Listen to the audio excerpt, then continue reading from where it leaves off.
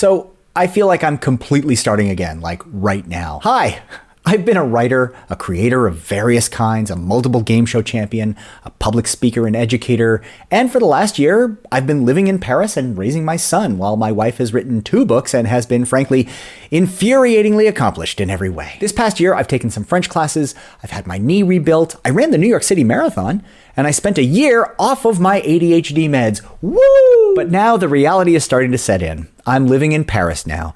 This is home. I'm not a New Yorker anymore. I'm a Parisian. What even is that? I lived in New York for 23 years. I feel like I have a pretty good idea of what a New Yorker is, what they eat, how they dress, what particular kinds of drama they find interesting, who the sexiest newscaster is. It's Pat Kiernan. Seriously, it's Pat Kiernan. I mean, really, it's not even close. There's no second place. Being a New Yorker means hustling all the time. No days off. Love the grind. Be your best you every day. If you ain't growing, you're shrinking. When New York is working for you, it's glamorous as hell, and it's the kind of place where you find out what you're actually capable of.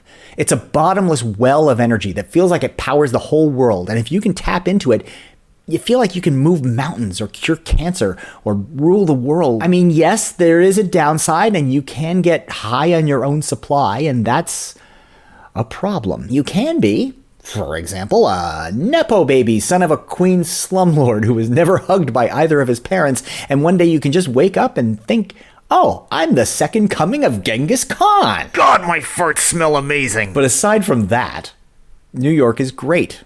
Like all great places, it's a city full of people, many of whom are genuinely the best human beings I may ever meet, and who I miss every day that I'm here in Paris. Now, I moved here just over a year ago with my family and immediately screwed up my leg, which laid me up for a few months.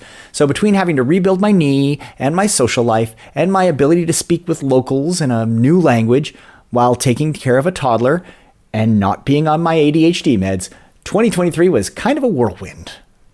Is all. But time is slowly, inexorably passing here, and I'm starting to meet people, and Felix is getting acclimatized, and Jo has finished her first book in Paris, and I'm walking and running again, which is helping a lot.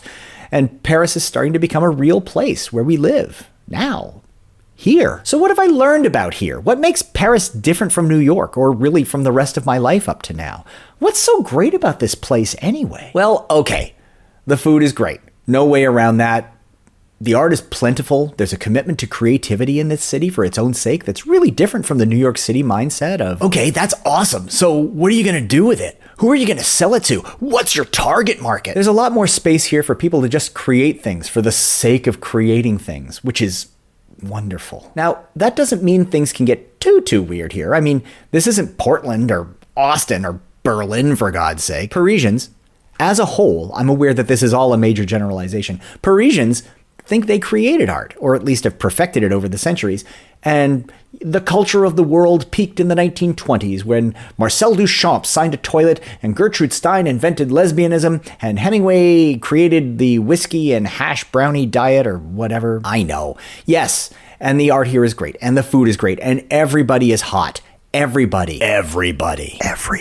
But what is it we're supposed to say we do here? Well, honestly, there's a bit of a monoculture here that we're still learning the steps to, and we're all looking to find our place in this big mosaic, but it sure seems like there's more room for people to do the things they do, which means there are times where it seems like we're the only ones outside, and people are looking through their windows at us wondering why the hell we're out walking in the street during some hour of rest that we didn't know about. And then there's other times where we're swamped by throngs of people in the middle of the day, all irritated that we're not traveling in the same direction to the same event that they all are.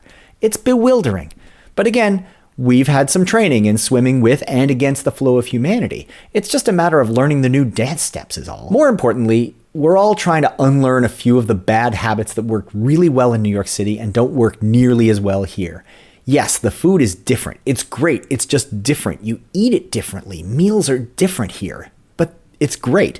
The infrastructure, buses, trains, parks, the flow of the city is frankly better than New York City, sometimes embarrassingly so. And perhaps most importantly for me, personally and psychologically, people rest here.